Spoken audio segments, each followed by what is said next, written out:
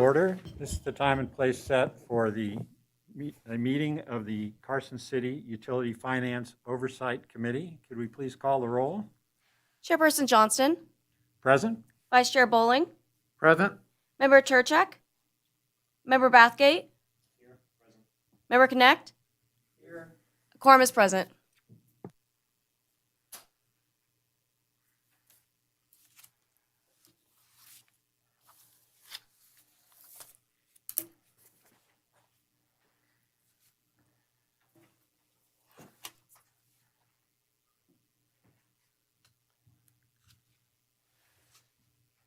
Moving on to item 3 on the agenda, public comment. Do we have any members of the public present today who wish to present comments to the commission, or excuse me, to the committee? Or have we received any written comments that were submitted prior to this meeting? We have not received any at staff level. Let the record reflect that there's no public comment at this time. Moving on to item 4, approval of the minutes from the April 6, 2021 meeting. Draft minutes of that meeting were submitted with the agenda package sent to all of the committee members. We have a motion to approve the minutes of the draft minutes of the April 6, 2021 meeting. So move. We have a motion from Mr. Connect. A second? Second. Second from Mr. Bathgate. Any discussion? Bob, I'd like to ask for one revision. It's on page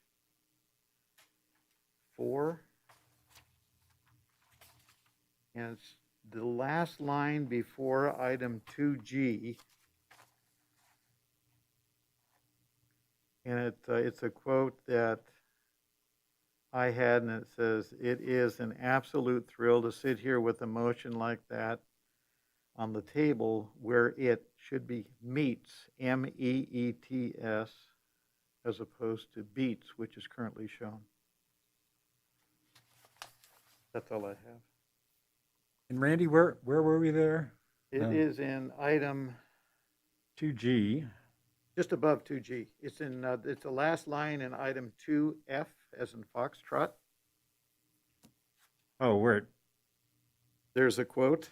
there's a typo. Well, it was a transcription error. You said meets and it says beats. Correct.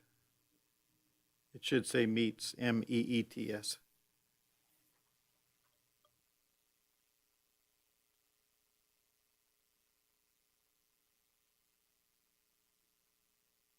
No.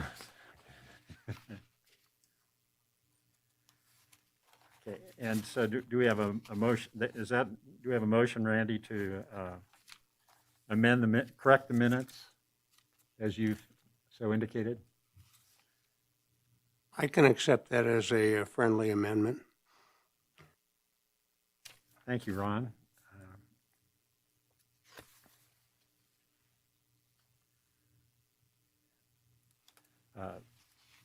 And as amended, all in favor say aye. Aye. Opposed? Minutes are approved.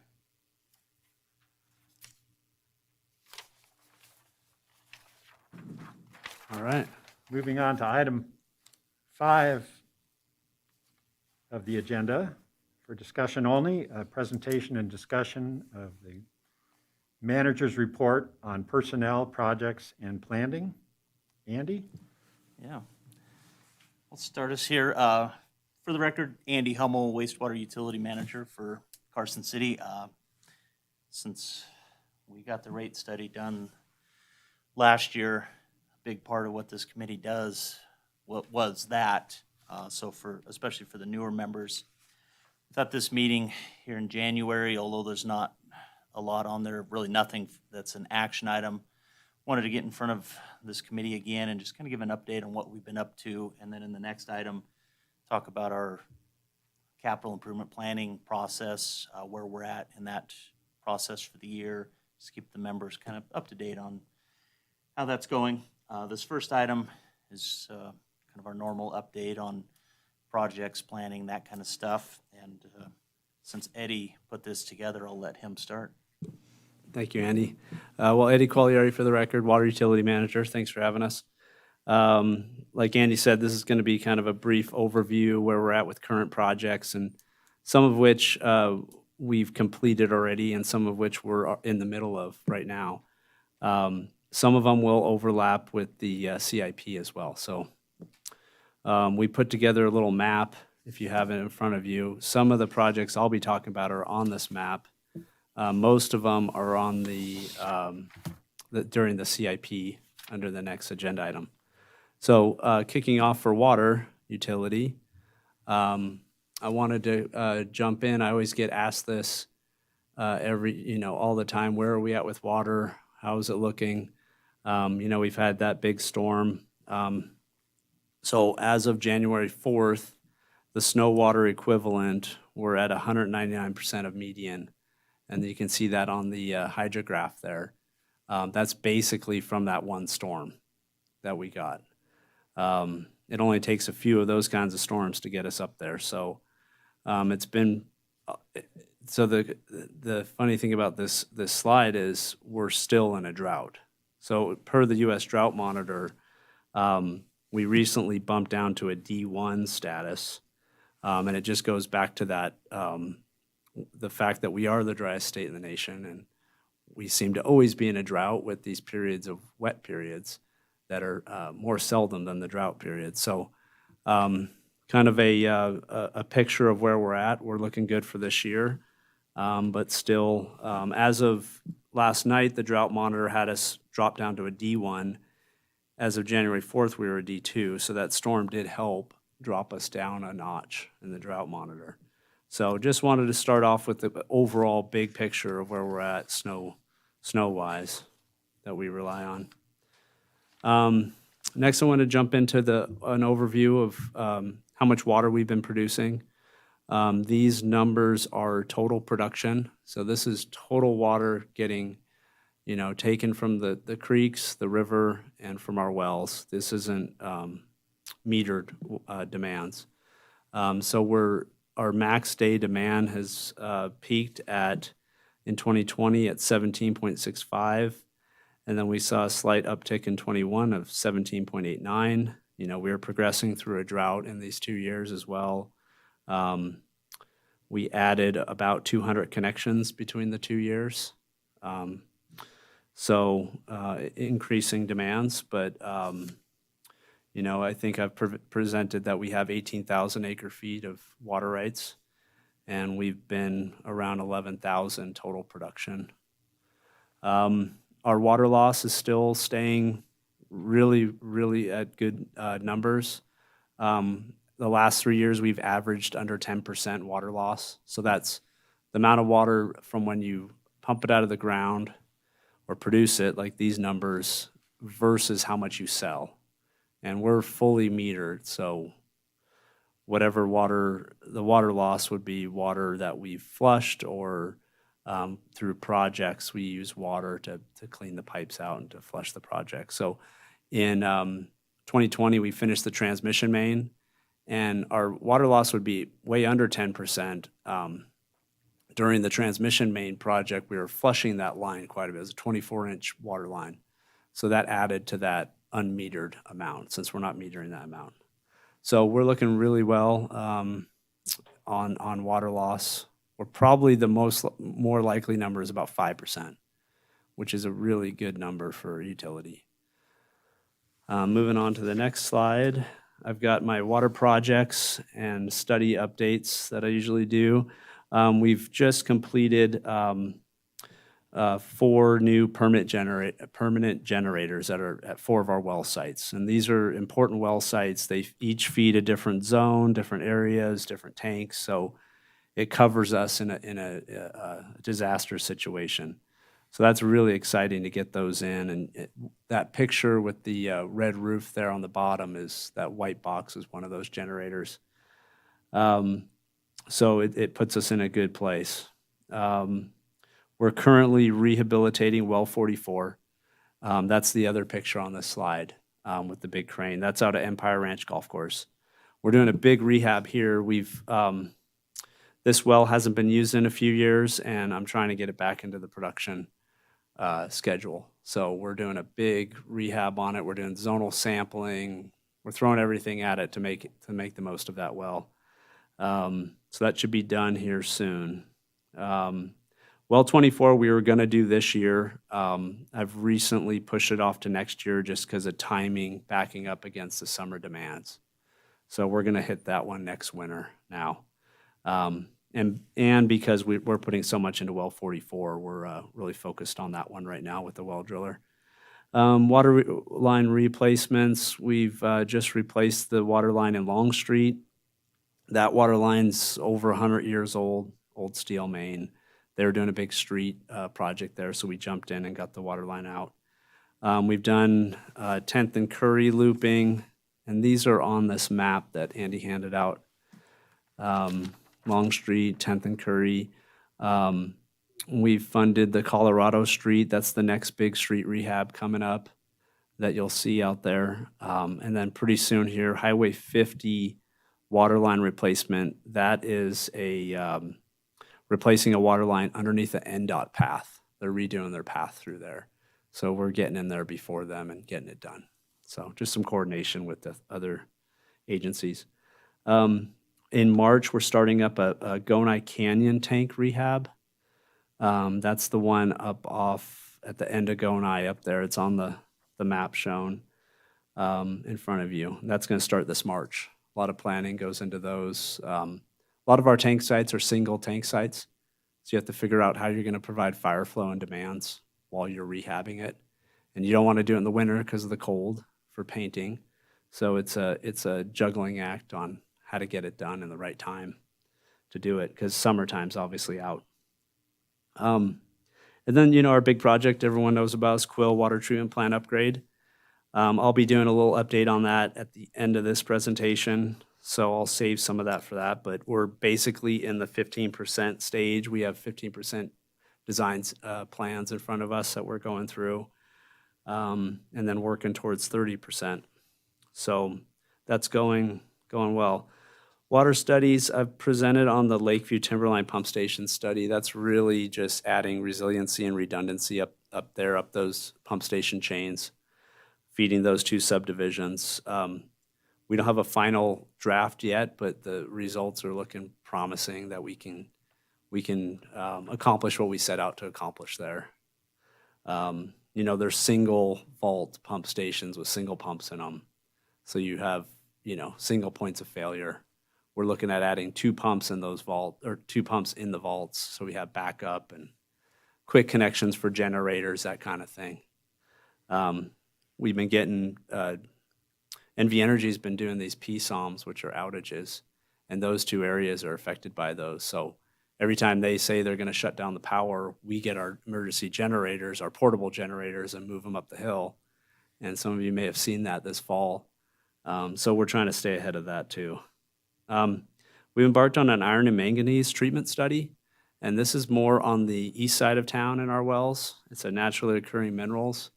They're non-harmful minerals. They're secondary contaminants under the EPA, but they cause, some discoloration of the water. So every time you get a fire flow, it'll kick that up, or, a big water leak, it'll kick up that sediment in the pipes. And that's why we do our spring flushing, is to get that out of the system every spring. And then we don't get a big kick up when the summer demand hits. So we're looking at a lot of different ideas there. Treatment is always the kind of the silver bullet, but it comes at a cost. So we're looking at other solutions like a computerized flushing program that'll tell us the best way to flush the system. So like a model.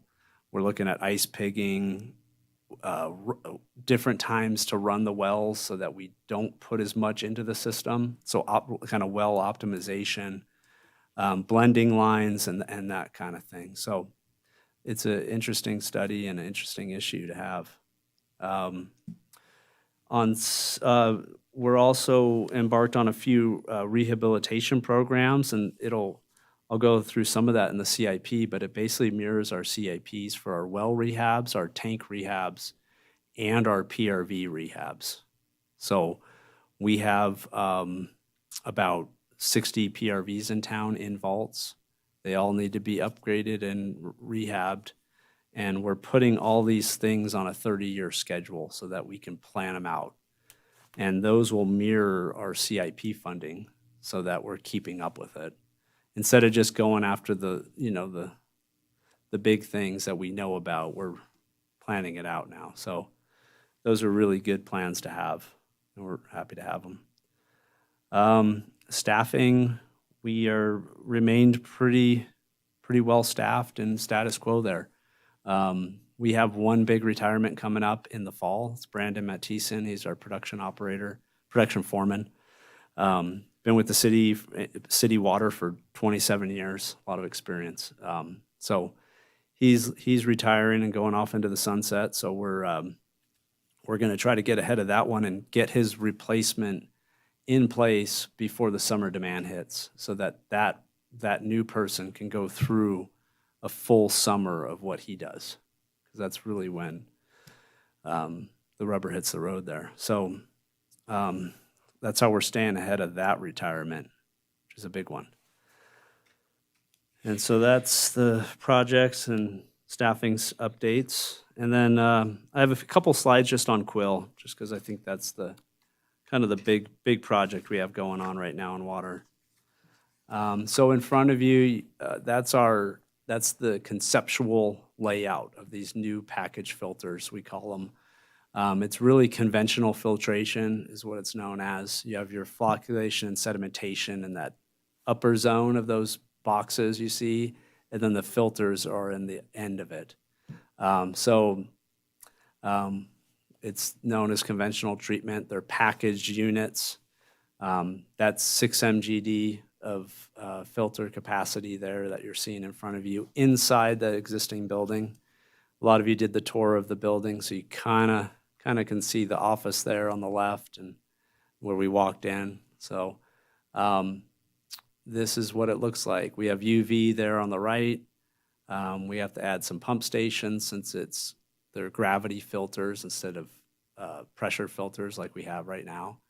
But this is what it should look like. So then on to the costs. Here's the 15% level costs of the engineer's estimate. We are doing an independent cost estimator as well once we get the 30% design plans done. These costs add in a 30% contingency as well as the 10% design cost. So it's not laid out on the table here, but it does include those contingencies and engineering costs and MOB and DMOB that we're not showing and all the other standard items. So what you're seeing here is before we started while we're doing the 15% design, we looked at a treatment train evaluation. So when we first embarked on the Quill project, we looked at, back in 2018, we looked at upgrading our current filters and with other processes, or going to this conventional treatment package situation. So we looked at those two, like 5 different options there. What we didn't look at was microfiltration, which is another way to treat the surface water we have. So before we moved ahead with the conventional treatment, we wanted to compare the two, just to make sure we were making the right decision. So we spent some time doing that, and this is the breakdown of the cost between the two. Microfiltration, we thought would save a lot more room in the building, but it ended up not really saving that much more room. Again, they're microfiltration's pressure filters.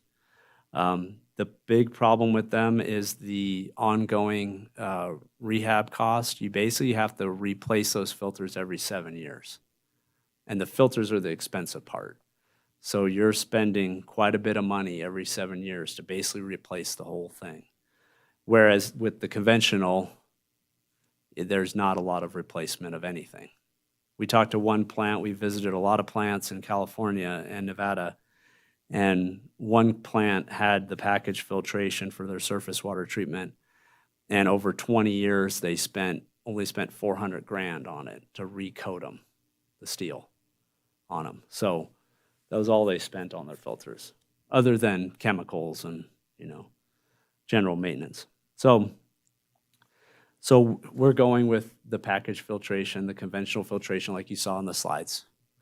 Over here is the alternative life cycle cost. And you can see that the packaged conventional filtration is the cheaper option. Eddie, I have a question if I may. Yeah. When you said you looked at other systems that were in operation, Mhm. were they the package filtration or the micro? We looked at both. Oh, okay. We visited, probably 20 different plants. And Just the to talk O&M to the operators, we went to saw them in California. North Star to Donner to Reno, went over to Calaveras County, all over the place. What were the benefits of the microfiltration? The benefits are you actually have a physical barrier between your untreated and your treated side. So if something fails, it fails in the off situation. So, but the problem with that is it's a lot more maintenance, a lot more sensors and dials to keep up with. So each one has a kind of a PVC pipe with these strings of membranes in them. And you actually have to go and find which ones failed and pin it, they call it, to stop it. And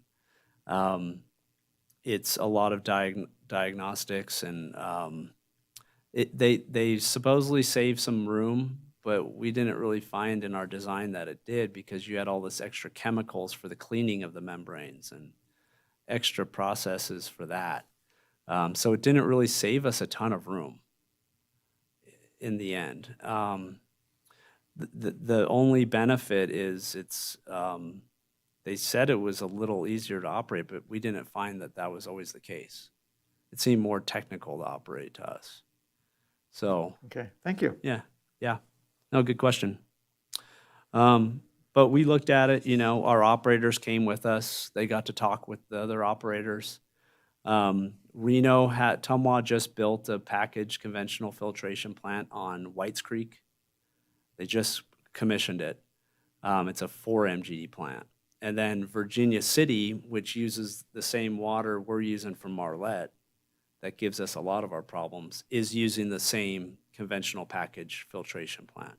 We went and saw their plant, talked to their operators. So we have a lot more in this area of expertise on it in comparison. But that is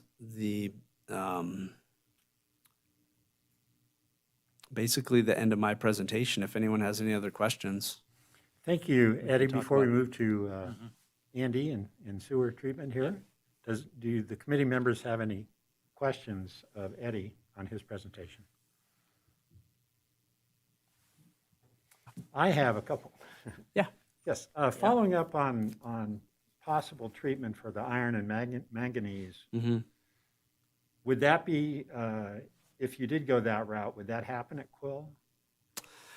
No, so the iron and manganese is coming from wells on the east side. If you look at this graph, you'll see well 24 and 44.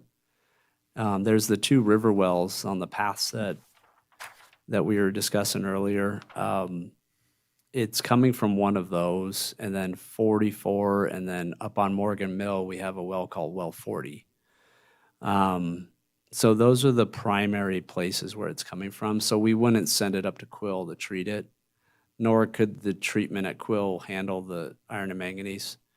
So it would be at the well sites. And part of our study is going to have that treatment as, one option for us. It's going to be, the more expensive one, and we're having them look at, can we centralize that treatment at one spot? Or is it better to have them, at the high producing iron and manganese wells? What's the better scenario? So the study is going to give us a cost for that and the best, options. Thank you. And then the Quill upgrade, that's in the same footprint, basically, then? Yeah. I mean, you're not even going to have to mess with the building, the exterior of the building? That's the plan. So One we save, final- Go ahead. we save a lot of costs there. We have a generator there. We have our service and electrical service into the building that we wouldn't have to move. We've done geotech on the building. We've done the concrete core samples to figure out the foundation can handle the extra weight. And we've done all that preliminary work to make sure it will work. So, Thank you. And one final question, and I was on a prior slide, Eddie, you referred to permanent generators? Was that the Yeah. term? permanent generators, Now, is that like backup generation? Is that yes, what you're talking about? backup power, Backup power and diesel power, diesel. right. Right, you can go with natural gas, but we mostly have diesel backup generators. Now, on the Quill, there is going to be some work on the outside. If you remember the DE ponds outside, we're going to convert those into a backwash ponds, that are a little easier to get in and out of clean. They'll basically be like concrete basins. So there is some exterior work that will happen. It's not all within the building footprint. There'll be some other site work to do. Ron? Mr. Chairman, thank you. While we've got this slide up, just out of curiosity, Eddie, peak daily flow in 2020 was June 21st at under 6, and it was well over 7 October 25th in 2021. Well, why the timing differential there and the amount differential? I know in June 21st, my wife was running all the sprinklers and everything, but we don't do that in October. That's a good Yeah, segue that's, because I'm going to kick it to Andy here. Yeah, my apologies. I probably Perfect. shouldn't have put that one up yet. That's actually wastewater flows. Yeah, so they don't necessarily correlate to good Eddie's side segue. on the water. And while I'm at it, I just want to thank Andy and Eddie, for the good tours they gave me in May and for the good job they're doing. My pleasure. Any further questions for Eddie before we get to Andy? All right. Thank you, Eddie. Okay, I'll jump in here. Again, for the record, Andy Hummel, the wastewater utility manager for Carson. Much like Eddie, I wanted to put up kind of our last couple of years' flows that we've been seeing for the treatment plant. The flows have gone down just slightly between 2020 and 2021 we averaged 4.89 in 2020, and then this last year it was 4.80. That's largely the drought, although Eddie's water usage went up. Our water conservation inside the homes, things like that, as well as infiltration into the pipes is a big reason that number slowly goes down in the drought years.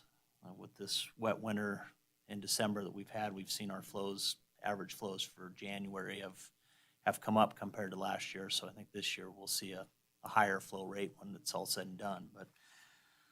But the peak daily flow there, 2020, that was a rainstorm that we had in June. We saw just under 6 million gallons come in over that day. And then just to kind of give you an idea of how big that storm we had in October was, we saw, just under 7.4 billion gallons a day come in peak for that storm event. So that long extended rain like that, definitely, infiltration into the lids on the manholes in the system is largely where that comes from. But kind of made for a fun day. The plant handled it fine. We were pushing as much water as we could without opening bypasses, things like that. So, we were pretty happy with how everything worked there. And as far as capital projects and studies and such, at the treatment plant, our electrical upgrades project, we are finally getting to the end of our submittal phase on that. Our contractors with everything, really electrical components are a big issue, getting those and pushing vendors to even commit to when they can get stuff. So been working through that. The contractor has moved on site and is doing their preliminary, what are we going to shut down and when, and how, backup generation, things like that, while processes are offline while they do their upgrades, getting that figured out. But we're anticipating late spring that should really get going. So pipeline replacement, much like Eddie, we replaced old infrastructure in Long Street. We're also up in the Robinson area on the east side of west side of the city. Got some work going on in that area. We're replacing old infrastructure in there, and then seeing one case, one of the streets had two mains in that street for some reason, so taking the original old main out and transferring laterals to the new main that had been installed. So getting rid of some duplicity there that the guys were having to take care of. And then the next one, South Carson septic conversion. This is a really long-term project the city embarked on in the late 90s, both in the Empire area and then South Carson areas where we were, a lot of septic systems in those areas and nitrates in the water wells were going up. So we brought infrastructure into those areas, sanitary sewer infrastructure, converted septic tanks to connected to the municipal system. And there's still a couple of phases of that to do in the southern area of the city to finish that project off. This is one that we did ask for and get ARPA funds to help with that. So we're just starting the design phase of that project, those final phases, and that'll show up in our capital improvement plan. I'll show you when we get to that. On the wastewater studies, last time we were in front of this committee, talked about our solids handling technologies we're looking at the plant. We were just starting that. We did get that preliminary study back, looked at essentially two technologies. First one would stick with the centrifuges that we currently use. The second one would be convert to what's called a screw press, where it just basically slowly pushes the material through a filter drum of sorts and pushes the water out that way, keeps the solids in and goes. The recommendation, the screw press technology, that's really kind of taken off in the last 10 years, where more and more plants are using it, especially smaller ones that aren't staffed 100% of the time, which were daytime staffed. So they would be a good fit there because you can run them 24/7. If they shut down, it doesn't have to go through a cleaning process and be observed while it shuts down, that kind of stuff. Cost-wise for the units is pretty close between the two technologies, but it's the power needs on the screw presses is literally an order of magnitude lower. A lot less energy is used to operate those. So as we get into our facility planning for what the plant is going to be on its next upgrades, we'll evaluate that further, but wanted some direction as we get into that. And then the last one I have on there, pipeline assessment program. Historically, we've gone out and done anywhere 10 to 20% of our system a year. Basically run a video camera on a small tractor up the pipeline, see how they look, It's somewhat cost intensive, takes some time, takes them a couple of months to get through that amount of the system. There is a relatively new technology out there that actually uses sonar. The picture at the bottom of the slide there, one of those units sends out a sound, basically, a series of beeps and tones, and the other one is a microphone that then picks that up, and depending on what sounds it hears to what it should have heard, it's able to then say, hey, this pipe is plugged, and kind of a relative amount that it's plugged. And then you go out, and the pipes that do show up as a certain level of plugged or worse, those are the ones you go clean and video and see why there's a problem there. So it's pretty quick. It's a matter of minutes that they're able to assess each piece of pipe. Since they have each manhole open as they go, they're also observing those manholes, what kind of condition are they in, any issues we have, is there leakage, that kind of stuff.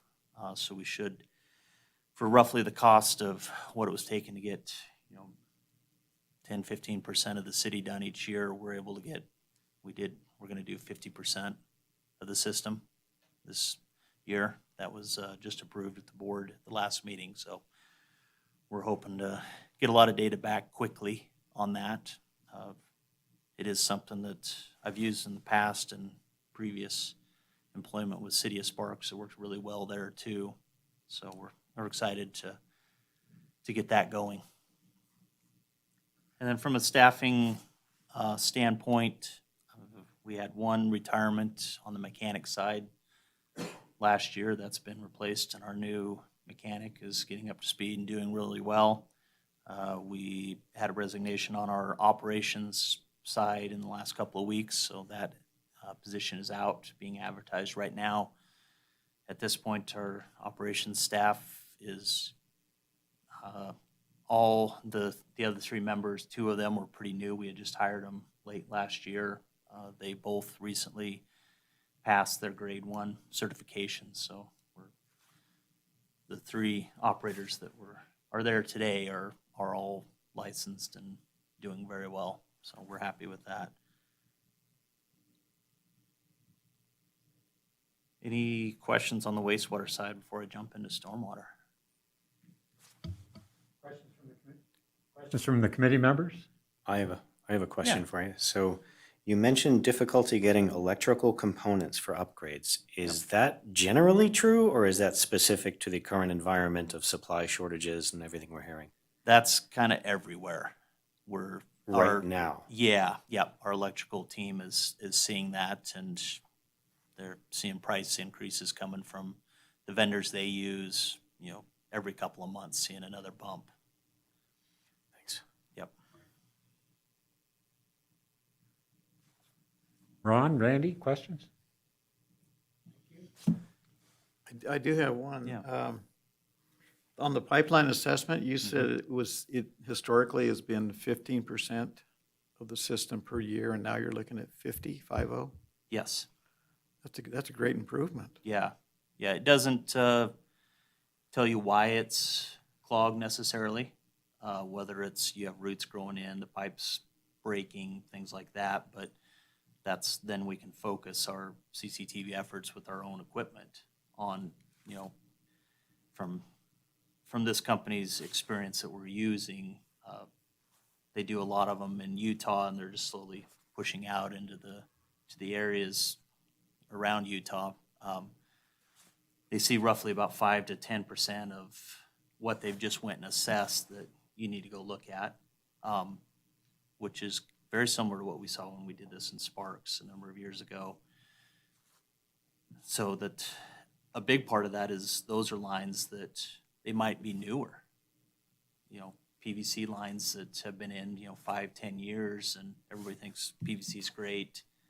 You don't get the root intrusion, things like that. Well, it might be a spot where the backhoe bucket hit it when they were putting it in, things like that nobody even knew about, or got hit when another, a gas main went above it or something. So essentially, this is like a, for lack of a better term, a screening, so that you can focus your efforts on where the problem area is. Exactly. Okay. Yep. Great. Yeah. Andy, I had a question on the same point. So, Yeah. so for the sonar technology, the city uses a contractor to do that? Yes, when we did it at Sparks, you could actually buy that equipment.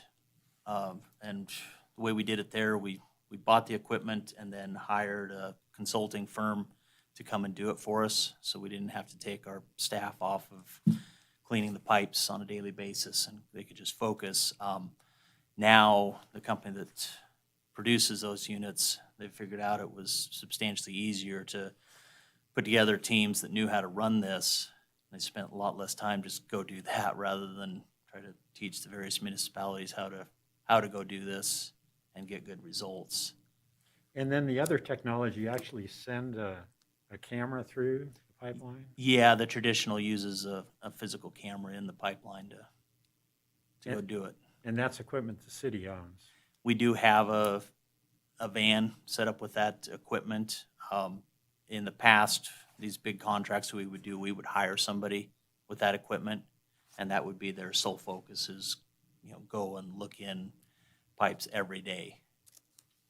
I see. So with using the contractor for the sonar, you think won't have to contract for the physical inspection? We may do some depending on how much they find, but by and large, we're going to try to do it in-house. Thank you. Yeah. Any further questions from the committee? I believe that concludes. I've still got, I yeah, apologize. sorry, Chairman, I've still got wanted to talk stormwater before we jumped into CIP. I apologize. That's okay. Proceed, Yeah. Andy, stormwater. Yeah. From the stormwater side, we do an annual report. Every year, we are what's considered an MS4 or municipal separate storm sewer system. That is, so areas like Seattle, New York, places that developed early on and had an ocean they could dump into, their sewer and their stormwater systems were combined.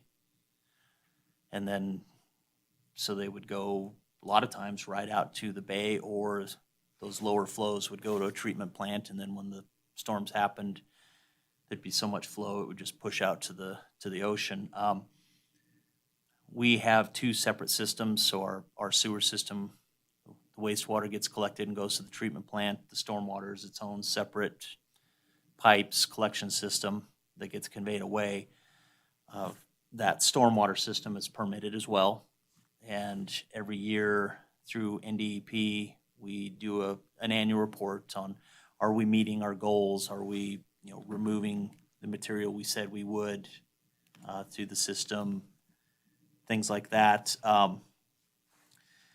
Every year, like our sweeper waste, the sweepers are actually a big part of that system, picking up that debris on the streets before it gets into our catch basins in our system, things like that. And then any outreach we do, that kind of stuff. So that report was completed late in December, submitted to NDEP. They were very happy with everything we reached, so happy on that. The October storm event, I touched on that a little earlier and what that did for our sewer system, the leakage to the lids, things like that. In that storm event, we got anywhere just under 3 inches to almost 4 inches, depending on where you were at in town. So pretty big storm event. We haven't seen any official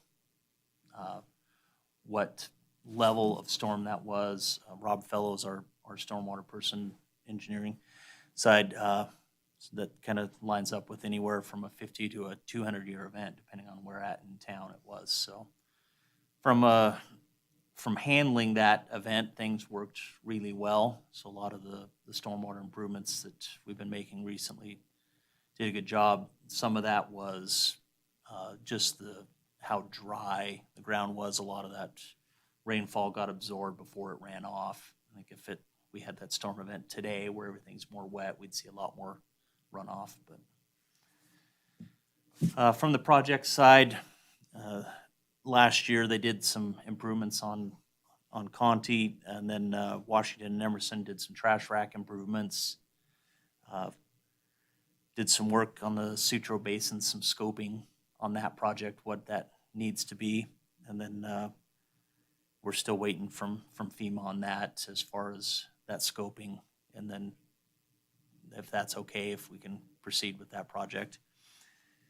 And then also the big one last year was the hazard mitigation plan for the city. The stormwater side of that was pretty big. Flood events, things like that are a big part of the overall hazards to the city that we updated our involvement in that. From the staffing side, as the members that were involved in the rate study remember, on the stormwater side, we did ask for several members on the stormwater program, new staff. We did get our new technician, one of the new technicians for the stormwater program hired this last year, and then we'll be asking for the next one in line with this upcoming budget cycle. And we did also hire a new technician, engineering technician. One of our long-term members there retired last year, but we were able to hire Brianna Greenlaw from Loomis, and she's doing an excellent job. Big part of especially the annual report this year was a lot of her work. And that is the end of this one. Questions from the committee members for Andy? Yeah, Randy. Andy, you mentioned the MS4 permit. How many, and I don't know if you know this or not, how many MS4 permits are there in the state? There are at least 4. Vegas has one as an entity. Reno Sparks, Washoe County share one. NDOT has one, and we have one. I don't know if Elko is big enough yet to have one. I think Is there anything in the Tahoe Basin, or is that part of? Tahoe Basin, our part of it would be covered under our permit, and then Washoe Counties would be covered under the regional one and up there. Okay. Yeah. And correct me if I'm wrong, isn't part of the MS4 permit condition that there has to be ongoing training? Yes. Yep. Where's Sutro Basin? I was looking for it on the map. Yeah, Sutro Basin, I'd have to ask Rob on that one. Yeah. Thank you. Yep. Thanks, that's all I have. Yeah, it is on the east side of town, but yeah, exactly where it is, what he's planning there. I had a question, Andy, from my education. MS4 permit is Yep. what? It's municipal separate storm sewer. Yep. And is Carson City's stormwater system completely isolated from the wastewater system, or are there still some old drains that go into the wastewater? There may be, some roof drains, things like that haven't been caught over the years that have been tied in, but from our municipal side, we believe it is. And so when you get a peak wastewater event from a storm, that's mostly just coming in through the manholes? Yeah, typically that's where we see it come in from. Yep. And I had one follow-up question on wastewater. On the septic conversion that's going on, is that a hit to the homeowners who are converting, or is that a shared cost deal, or are they pretty much cost indifferent as far as? There will be some hit to the property owners. We're not sure exactly how much that is yet. Historically, the city has funded a portion of that, waived the connection fees, things like that. And that's a voluntary program, or? We try to make it, you have 3 years to connect. Adam has been very helpful with us on how much of a carrot versus stick we have on that program. That'll have to be as we proceed through that, investigated further, yeah. Thank you. Yeah. Last chance, any further questions? Okay, I believe that concludes the presentation under agenda item 5A. Moving on to agenda item 5B, 5-year capital improvement plans. We're starting with I Eddie? think I'll kick it off Yeah. here. So just wanted to give you an update on our CIP going into fiscal year '23.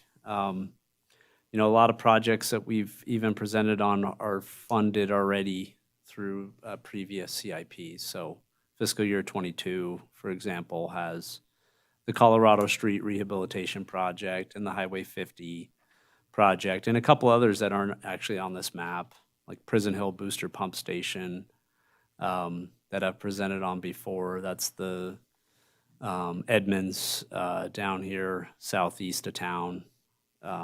So anyways, I'll go through the water draft CIP here, and it's got 5 years on it, as you can see. A lot of it is ongoing, you know, replacements and rehabs. Starting off, we have our well rehab replacement program. This is like well 44 and well 24. You know, generally we see about 2 wells, pumps or motors go out a year. And if we're going to be pulling the pump from the bottom of the well, we might as well rehab it while we're there. So a lot of it's driven by failures. We're getting much more proactive, though, on our rehab. So well 44 and 24 aren't necessarily pump failures. They're planned projects. So, but that's what that money is funding.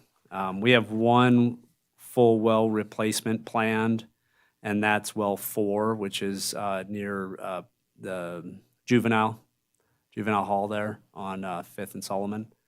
That's in the works. It's pushed out a few years, but that's the only real big replacement we have. We just finished well 3B that some of you took a tour to. So that came out of this bucket here. So moving down, we have our waterline replacement rehab program. That is just your general, like Long Street, replacing pipe. A lot of it's driven by what traffic's doing, or transportation. If they're gonna do a complete streets project like William Street, we're gonna get in and redo the pipelines because we don't want one breaking under a brand new streetscape.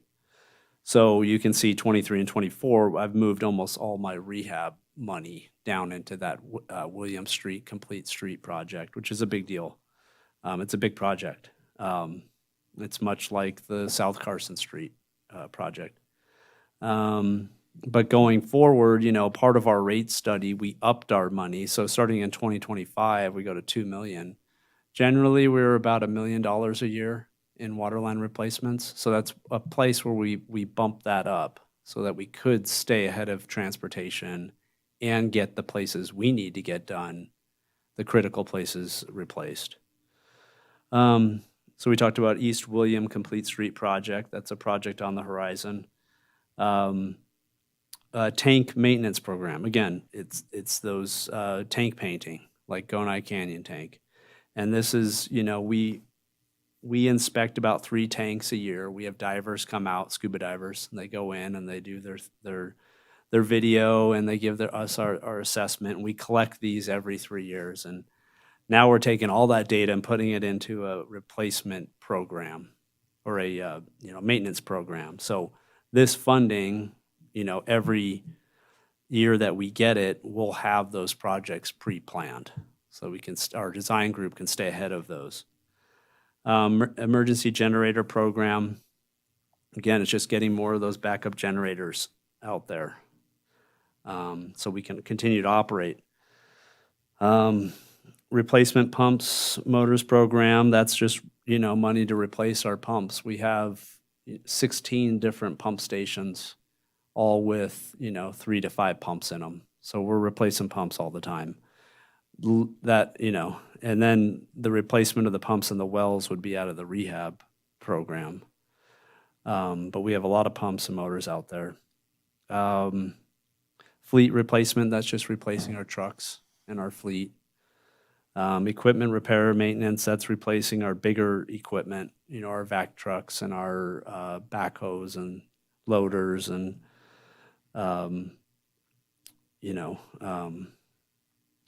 trucks that we use to haul material around with. Communications, fiber, SCADA, that's money in our CIP to keep up with wherever we have a project going in. We want to put fiber in the ground. We want to upgrade the electrical system. So That's money that our electrical group uses to further tie in the water network together into our SCADA program and make it more reliable. A lot of it's run off radio communication still. Facility improvements, this is money going into upgrading our facilities. We have 5 roof projects out of our wells that we're doing pretty soon here. That's money coming out of this bucket. We have 30 different well houses alone to replace roofs on and to keep up on, let alone all the other pump stations and everything. The Quill treatment plant rehab program. So this was part of our 5-year CIP when we did our rate case that some of you are involved in. We had $9 million. That was the construction cost. We had $1 million the previous year in 2022, which we're in right now. So full price we had in our rates was $10 million. You saw on the slide it was $12.5 million.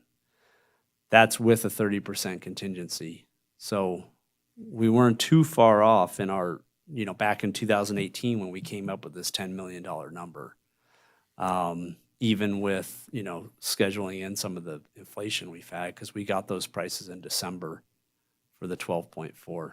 So we're in there, we're acquiring some ARPA money, additional funding. So the project's looking okay. PRVs, these are the pressure reducing stations, pressure regulating stations. So again, we're coming up with a rehab program to tackle those. There's a lot of them out there, and we fix them as we go, But we're looking to put them on a more scheduled maintenance. Arsenic treatment plant, that's money in there to rehab the arsenic treatment plant we have. That treats 2 wells currently, but it needs new chemical pumps, new media, filter media, which is expensive because that wears out. So that's what that money is for. And then booster pump stations, that's for just upgrading our booster pump stations. And that project doesn't have anything fully designated, but we're planning on using it in the Lakeview Timberline area for those pump stations. So that's the water CIP. I don't have a whole lot else for it. It's general. We don't usually have a specific project unless it's like a Quill project. The water line replacements, those get figured out and coordinated with transportation and sewer and everyone else every year for the highest need. So I'll kick it off to Andy unless anyone has any questions or comments. Any questions from the committee members? Randy? Eddie, the East William Complete Street project, did I'm making the assumption, correct me if I'm wrong, that a lot of that is timed based on NDOT's schedule of going in there, and we have to get in there before they do their construction, So or at the same time? from my knowledge, so NDOT has Williams past or east of 580, and then it's ours west of 580 to Carson Street. So the project I talked about in my last presentation, the Highway 50 water line replacement, that's actually in the NDOT portion of Highway 50 or Williams. It becomes Highway 50 there. So that's the project where we're getting ahead of NDOT. Two different. Two different things, yeah. So this one is like a complete streets project, like downtown Okay. or South Carson Street. It's a full-on big project that, I believe we've gotten some grant money on. And, now the project's becoming a go, and we're now replacing the water line, and Andy's doing the sewer line and getting ahead of that. Okay. So kind of two different things, but yeah. Okay, thank you. The other, and this is just an observation, a lot of these CIP projects seem to be maintenance or replacement, which it's just to keep what we currently have going. Is that correct? Yeah, but they're big, capital intensive items like big pumps and motors, and We need it. we do. Thank you. Jim, any questions? Just curious, so does the road repair, do they always start and then you jump in? Or in other words, is there something you need to do and you tell them and they say, oh, well, since you're going to be doing that, we will? We do a big categorization. And so they say, okay, these 5 projects we're looking at every year, here's our new set of 5 projects. And then we categorize it as a high, medium, or low priority for us.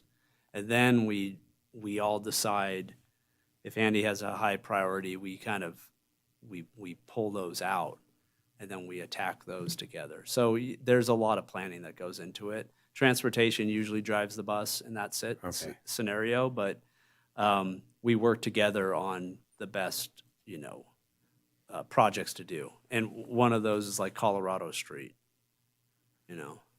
That's an area where we do need to replace that water pipeline. Would we do it if we weren't doing the full streetscape or, the full street project? We might do other ones. We'd have to look at it. We'd have to look at our work orders and how many leaks we've had. But it just so happens, they'll come together where that is a high priority for us and it matches up with transportation's timing. Okay, thanks. So, yeah, Ron? part of it. Thank you, Mr. Chairman. My regrets if I missed anything relevant to this question, but looking at the dollar amounts, 150 all the way across for replacement pumps, et cetera, 100 for equipment repair and maintenance, I'm given to wonder, I take that these are real dollars, and now that we're back in the realm of inflation, what are you doing to account for inflation going forward? And no, I don't have a forecast. Well, darn it. I was hoping to ask you after the meeting. Yeah, so those are numbers that we've historically used for pumps that fail or whatever have you. One thing we have done in the rate increases, we pegged it to the CPI going forward after the increases go forward. So after our 5th year, it'll follow the CPI up to a threshold of 3%. Now we're seeing higher inflation than that. So it's anyone's guess on how we're going to keep up with that. But that's one thing we've done to keep up with inflation in the future. And you said CPI, do you want to use PPI or some construction index for that? We use, Yeah, we do use the construction cost index for the connection fees. Yep. And then for rates, it was tied to the CPI. Yep. Is what it is in code. Yep. Yep. Thank you. Thank you, Mr. Chairman. Thank you, Ron. I had a question, Eddie, have we covered VC Canyon on the map, or is that a wastewater? That'll be under stormwater. Stormwater. Yep. Stormwater. Yep. that is one of our recharge areas, though. Yep. You're right. Yep. For water. Oh, it is? Yeah. Yeah. Is- So the is- basins you see when you're walking up there, Okay. those okay, are that's right, VC stormwater Canyon. basins, but we also get credit on the water side for infiltration that goes in there. And how do you measure that, by the way? We have a meter. It comes off of the Marlette line. When when the water is too cloudy to treat, we have a meter that comes off of the Marlette Hobart line, and we send that water down VC, and we get groundwater right credits for that water. And it also raises the groundwater table. And is So- that how you measure success, or as compared to evaporation versus infiltration? So we have the measurement of how much we put in, and we have monitoring wells all the way down the line. I see. And we measure those. We take a pre-level and then a post-level, and we graph all that to show the impact we've had. Thank you. Mhm. Okay, moving on to Yeah, wastewater. wastewater All right. CIP. Thank you. Okay, for the wastewater, looks very similar to the layout that Eddie just presented. Starting at the top there, our wastewater line replacement rehabilitation program. We've been shooting for about 2.5 million a year. That's what was put into the 5-year rate study that was completed last year. 2023 and 2024, those numbers are lower. Those are going to specific projects down lower in that CIP for the William Street sewer rehabilitation line items, similar to what Eddie discussed with that Complete Streets program. That's what we see as the needs on the sanitary sewer system in that area, replacing old lines. The communications fiber SCADA, we typically put about $40,000 a year in there for our electrical group, money that they might need to upgrade, similar to Eddie's side, radios or any of our connections between the wastewater facilities that talk to each other, or any kind of the program updates there. The lift station reconstruction expansion, we've, over the last couple of years, have updated a lot of our sanitary sewer lift stations, pump stations out within the city. That one in 2024, probably going to look at the one on Morgan Mill as one of our older ones at this point that is going to need some help. There'll be some developer-driven potential there on that one. So that, once this time next year, we may see that push out further if development's not ready. But wanted to have it on the radar in case we need to do something there. So if they need to upgrade that one. So that our share would be basically updating the existing side of it to account for our share of it. The equipment repair and maintenance, wharf lines there, that's basically equipment, bigger equipment out at the treatment plant, pumps, centrifuges, things like that, valving, anything like that at the plant, the bigger ticket items. For example, one this last year, we had a pump break on us at one of our lift stations, at the south lift station down by the prison off of Bigelow. Usually those pumps, we'll pull them on a routine basis, 6 months to a year, and pull one of them. There's 3 in that station, or 2 in that one, sorry. But this last year we had one that actually was unable to be rebuilt. It was actually cheaper to purchase a new one, and the cost on that single pump was on the order of about $65,000. So some of those pumps are expensive and big.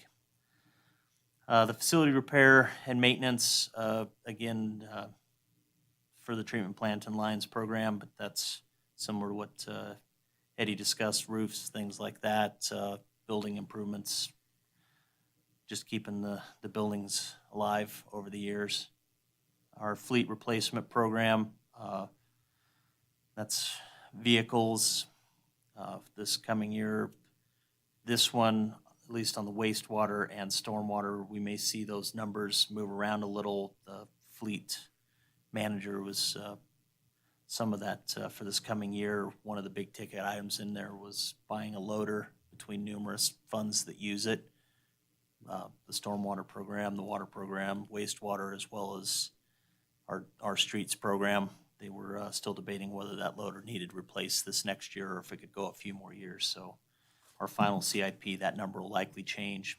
And then in year 2027, that $1 million number there, our final CIP that gets presented in a couple of months to the board, that number is going to go down and actually shift forward probably to 2025. A big chunk of that money was for a new, what we call a camel. It's basically a giant vacuum cleaner on wheels that we use to clean the pipes. And the one we have now is about 12 years old. It's still in pretty good shape. We're starting to have a lot of engine and chassis issues with that vehicle. So we think we can get another couple of years out of it. But when this was first put together earlier in the month, we didn't have numbers on it yet, so just put a big number out there, so we'll see that one come down. The groundwater protection, wastewater maintenance, this is a number we typically have in there for, like if we have manhole leakage, things like that, that we use that money to go fix those issues. Our reuse distribution system, rehabilitation program, if we have a pipeline, something like that, that we need to go take care of last year, and then this coming year, we're gonna use that money towards, we use air and vacuum release valves on our main line up to the reservoir, and really any line. Eddie has a lot of them on his lines as well, but on the effluent system, a lot of those lines or those valves have never been replaced since that line was built in the 80s. And the way they were built, we need to shut the line down to do it. So it substantially raises our costs when we go do those. So when we're updating those, we're gonna valve them differently so that we can change them out in the future much easier. But that's typically what that's been used for in the last couple of years, or if we need to go do some work on one of our other lines, some leaks that need to be fixed, that kind of stuff. Yeah. Speak up. Yeah, sorry. Probably not catching the microphone there. I already touched on the William Street one there. That's basically same area that Eddie talked about, but with the Complete Streets project that's going to go on there. That's our sanitary sewer infrastructure that needs to be replaced in that area. The next one there, Headworks Screw Pump Rehabilitation. This is right as the flow comes into the plant, we use what's called a screw pump, an Archimedes screw. We have a number of those. We actually have 4 there. 3 of those were updated with the recent work that we did over the last 5 years. So this one is now the oldest one. We'll go and rebuild that one. Dewatering system upgrades and rehab in 2024. That money is to basically rebuild our next centrifuge unit in that building. And then hopefully we should be able to get to where we're ready to do upgrades and decide if we're going to stick with that type of technology or go new. The next one there, primary clarifier number 2 out in 2025. That's we have 2 clarifiers in that preliminary treatment. One of them was updated in 2017, 2018, and then this was the remaining one. We'll go in and clean up the equipment, new equipment where it's needed, any concrete repairs, things like that. Odor control upgrades out in 26 and 27. This one's, we haven't done any real preliminary design on that yet, but a couple of our processes, we have some ideas on kind of the next level of odor control that might be needed there. So started budgeting for that. Facility plan update in 2024. We're required to update our facility planning when we hit 85% of our permitted flow rate, which should be about 5.3 million gallons a day. We've been just under 5, but a wet year, and we'll see that number come up some. So we were kind of anticipating around 2024 we should be close to hitting that. So started budgeting for that. Warehousing and bathroom upgrades at the wharf. That would be basically build another building over there for equipment, things like that, storage for the various pumps that we do keep in inventory, keep them in one central location where they can keep track of them, know what's actually in inventory a lot easier, and then be able to tie that inventory system to our water warehouse so we're all in the same system, and then also add some bathroom space. That facility is, especially the admin building was built in the late 60s, early 70s, and we've seen, as with really all construction, technical industries, and this is a really good thing, but our staffing there is about 50% female. And when that building was built, it was not. So our men's room at the admin building is huge, and our women's restroom is literally one stall. So that's one that we need to add some space there. So we're working on that one, the design side now. And then at the bottom there, the septic conversion program. I mentioned we did get some ARPA funds, but that's some additional funding on our side to help get that project completed. Before I jump into stormwater, any questions? Questions from the committee members? Ron? Thank you, Mr. Chairman. Andy, you've got amounts for various major projects here. If 500,000 in a year, 792, et cetera. And as you mentioned, there's design and planning that goes on before you actually start spending the big bucks. Are the design and planning and similar costs, are those covered in the ongoing operations, or what's the deal there? Yeah, unless it's a really big project, we have what's called a professional services budget in our operations budget that typically those costs come out of.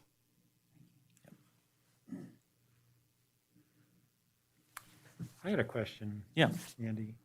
On the reuse distribution system, that's referring to the water that goes to the golf courses and parks, Yes, yep, ball fields, that I guess. system. Is that is that at its maximum size currently, or is that has that been expanding over the years, or are all those uses already defined and quantified? It has actually kind of shrunk over the years until about 2013. We also delivered to the parks around town. So the ball field south of town, Mills Park, things like that were on effluent at one point, and then we've transitioned those back to city water in the drought then. Our flows at the plant, both from the drought at the time as well as we had recently went to metering on the water system, and that had a huge effect on our inflows. So we were not producing enough to be able to serve all the needs at the time. We did last year do a reuse master plan update, and that was one of the things that we looked at was, over time, when do we need to start looking at bringing those parks back, what our triggers would be if we were to lose one of the golf courses, what options would we have, identifying future areas, things like that. And so currently, just a follow-up question, currently you have the golf courses on there, and what else? We have the 3 golf courses and then the prison farm. Yep. Thank you. Yeah. Any further questions? Yeah, the, excuse me, the septic conversion program 2023, that $1 million, that's South Carson? Yes. What are you looking at for 2026? 2026, we may have to break that into a couple of phases. So we put some more money out there in 2026. Oh, for the same Yeah, South? Oh, yep, okay. yep. Okay, thanks. Yep. Randy? Just to build on what Jim asked, so in 2026, with the 1.5 million that's budgeted, for the septic conversion, would that complete the conversion? Yeah, that's the goal is to have That's this the done. objective? Yep. Okay. Thank you. And just to follow up on that, that would mean that everyone on city water would also be on city wastewater? We would still have the Lakeview and Timberline areas. Lakeview is all still septic. Timberline is sewer, correct? I believe, yeah. It's largely Lakeview is our big one. and then some of the areas north of, like, airport, in that area, we still have some in that area. Yep. Thank you. Yep.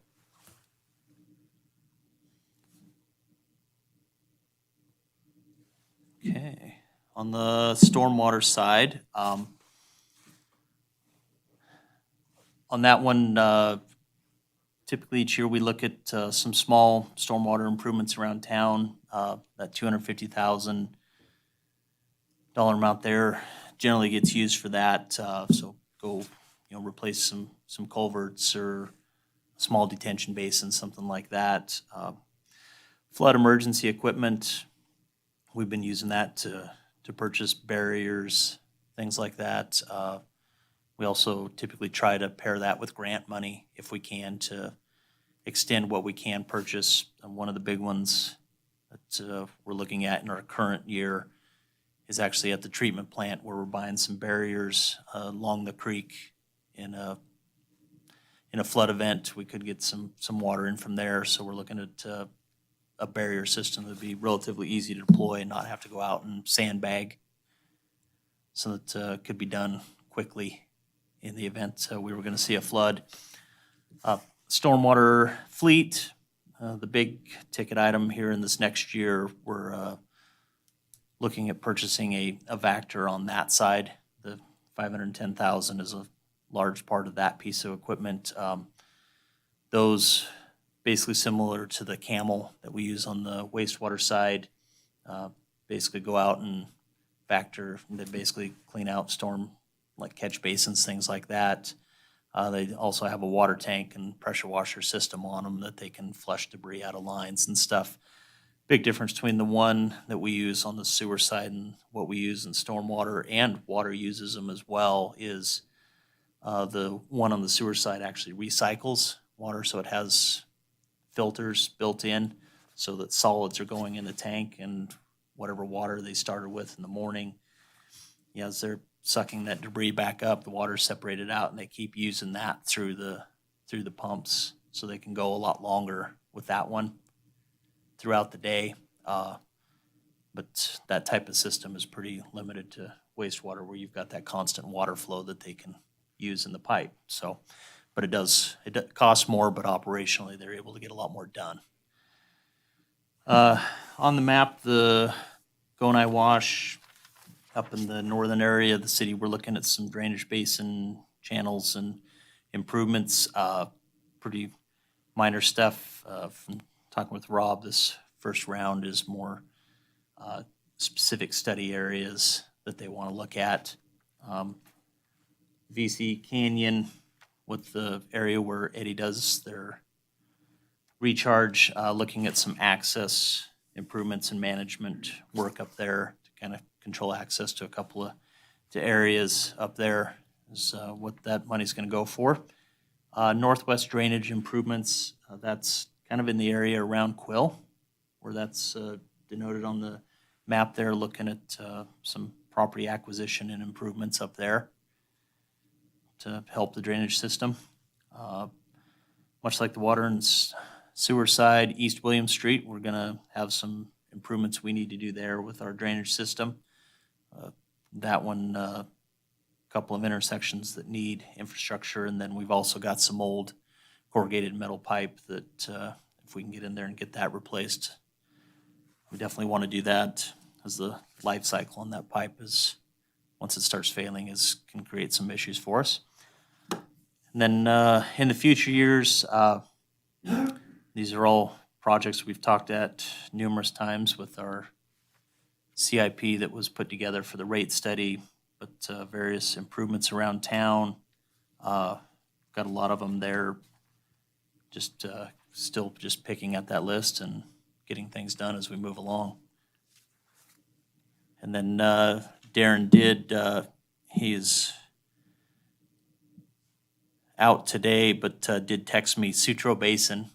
As you'd asked, it's basically it's north of Quartz Drive and the north of the Sutro Terrace area of town. So it's basically north of Arrowhead and that area of town. So kind of above the airport there is where they're looking at that specific site. Kind of off of, above Arrowhead and Emerson area of town. Yep. And that's pretty much the CIPs, the draft CIPs. At this point, we're putting those together. They'll go to finance at the end of the month, at the end of January, and then they go through their projections, and it becomes a little back and forth of, okay, this is how much money you really have. You know, do we need to cut anything? Is there more money than we thought? Add something, things like that. And then eventually we'll go to the board for approval. The budgets for the utilities will come back to this committee at the next meeting. So our final CIPs to go to the board will be in that packet then. And then once approved by the board, they go to the state for final ratification, and off we go to the next year. Questions from the questions? committee? Ron? Thank you, Mr. Chairman. Let's go back to 2023 and that northwest drainage improvements there of $700,000. That's a fair chunk of money. What all are we going to get for that? What we're hoping to do is there's a couple of pieces of property up there that we think are, a couple of pieces of property that we've been trying to purchase for a while that we can use for drainage improvements. Basically, Okay. areas to hold water. That satisfies a little bit. yeah. I thought you were going to do a lot of earth moving at Oh, no. 700,000. Yeah. Thank you, Mr. Chairman. Further questions? I've got Go ahead, one Randy. or two. Yeah.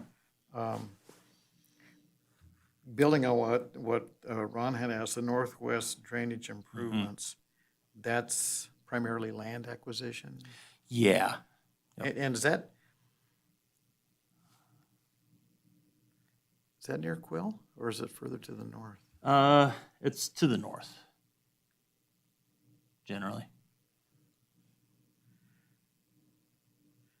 The VC Watershed Access Management, is that the one that's shown in orange on our map? Yes.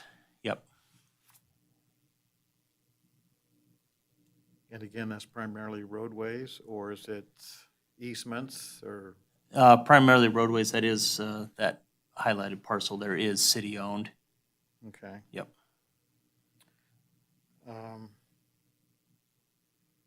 I've got a more general question as far as timing of tentative budgets, but Mr. Chairman, would you like that later or now? That think we could- sounds good. Go ahead. Yeah. Okay.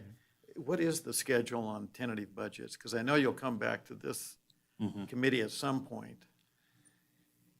It's typically the board, and Stephanie, correct me if I'm misspeaking, but generally late April, they try to have the budget ready to go to the state.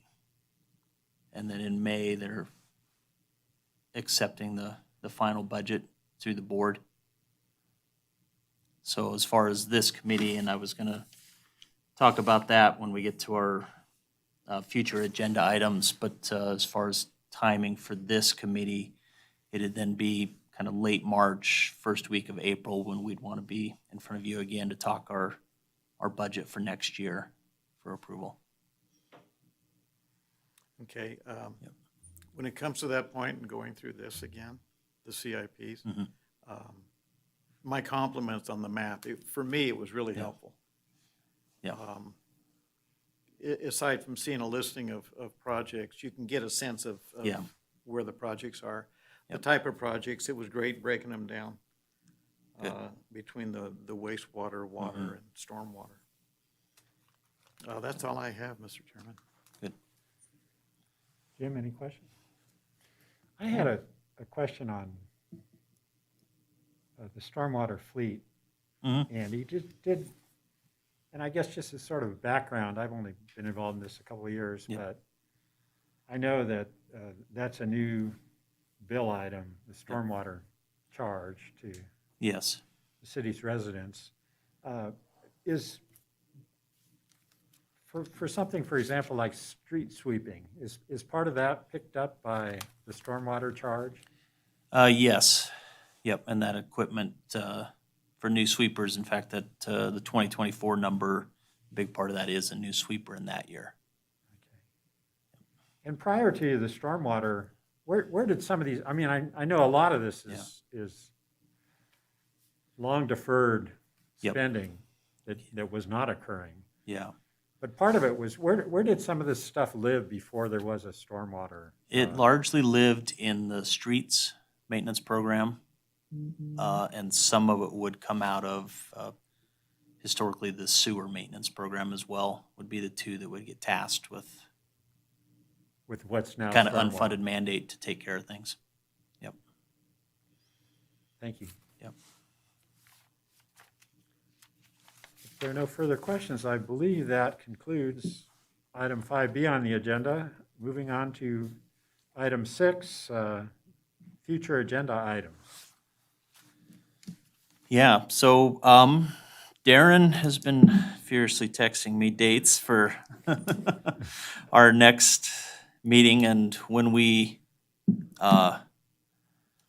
would look at the budget stuff, his suggestions were April 4th or 5th would be ideal, if that generally works.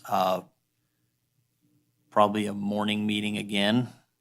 We have the room until 2:30 both of those days. Or if that doesn't, then March 28th and 29th both look good as well, and those could be any time on those days. The room is wide open. I missed that, Andy. It was March what? 4th or 5th? April 4th or 5th? And then- Yeah, April 4th or 5th, or March 28th and 29th. Thank you. Yep.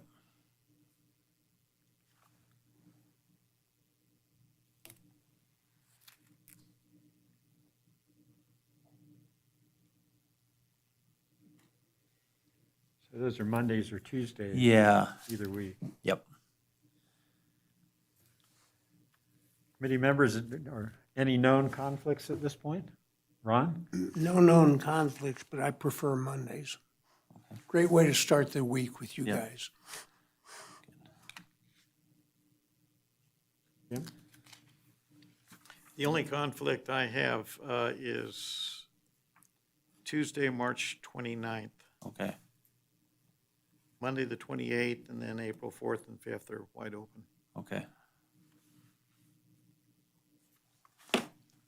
I'm like Ron, there's no better way of starting the week than to. Yeah. Yeah, with with these us. two fine Lucky you. gentlemen. Yep. We will tentatively plan for the 4th. I'll have Karen confirm that and send something out to committee soon, but so we'll tentatively look at. Andy and Eddie, any further agenda items that you had on your list of things to take up with this committee? I think our next one will be, the budgets will be a big one. Finance will be here for that, and much like this one, we'll do a program updates where we're at with things.